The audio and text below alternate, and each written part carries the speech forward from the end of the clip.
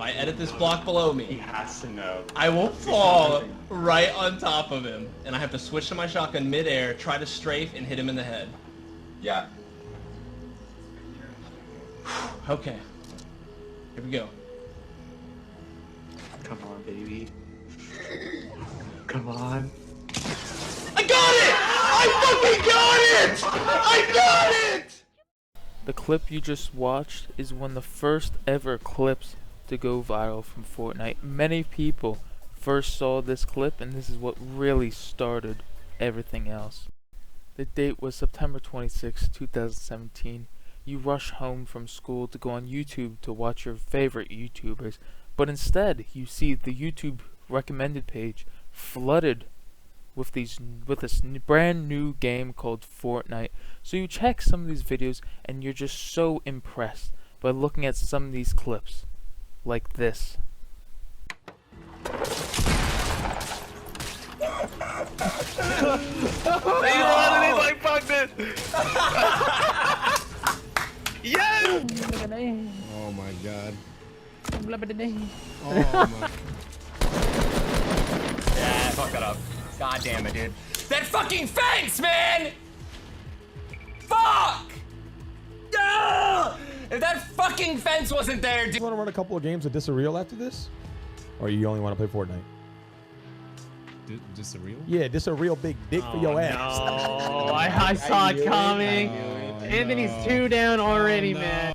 After seeing these clips, you run over to your Xbox to hop on the Microsoft Store to download this 18 gigabyte free game. You go and you tell your friends. It finally updates after waiting about an hour of downloading this game.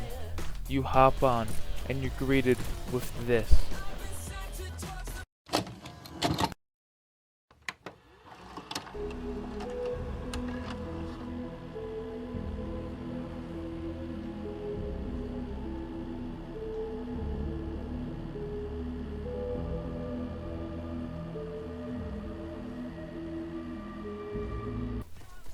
You finally get into your first ever game.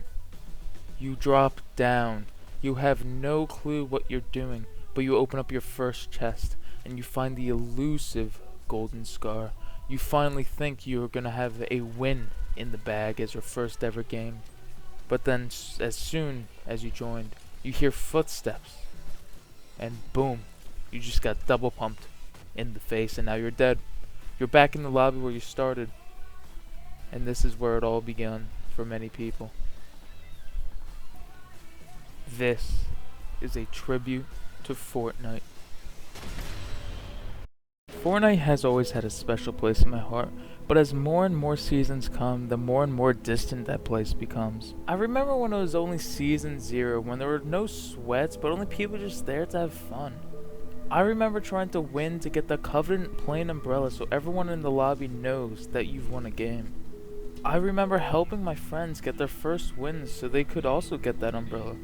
I remember when the Black Knight came out and everyone would target them because they were seen as gods, and also they spent money on a fucking stupid little game. I remember you can spend a whole game building a fort in a house in Retail Row and it would work. But just like everything in the real world, things just have to come to an end. Sadly, I deleted most of my clips from OG Fortnite to make up space for other games on my Xbox. But from these clips I've lost along the way, I will always cherish those memories I made during those days. I'm gonna talk about many things that made Fortnite, but I'm gonna do it in 3 parts: OG Fortnite, Modern Fortnite, and finally the future of Fortnite. OG Fortnite could only be described in one word: as rejuvenating. OG Fortnite really reinstated my love for video games. Fortnite came at a perfect moment where you were tired of playing the same shitty Call of Duty every day, or you're just tired of playing Rainbow Six Siege. Fortnite was a battle royale, yet it felt like you, the player, had freedom. It felt like a battle royale but in a sandbox, and that's what made the game so special to me and to many others. You could build whatever you wanted to, you could break whatever you wanted. My number one strategy would be to build a fort in a house with traps at the door, and surprisingly, it would work. There was no underlying meta that you had to follow to win, it was just whoever was more creative would win. No one knew how powerful the building mechanic would eventually be, but at that time everyone knew it as the thing you used to get on top of that mountain. But as time grew, so did the skill gap. Season 1 saw new strategies emerge like rocket riding and eventually using materials to build for defense. Skins in the game finally became cooler and cooler, like the Stormtrooper or the Gold Trooper. I remember sitting there thinking if I should buy the Gold Trooper skin, but I didn't, because I thought the game would die off in a couple of months and I would live to regret that decision for years after. Also, another cool thing that happened during that season was seeing the map change each week and seeing new Halloween decorations outside of houses. We also saw new items being added to the game each week, which was revolutionary for the time. As fast as Season 1 started, it ended, and we saw the start of Season 2. It's now the Christmas season. I remember logging on and seeing snow covering the map and thinking how cool this was. Also, the bushes lit up with Christmas lights along with the houses. Season 2 also saw the first ever Battle Pass, with the last tier being Black Knight.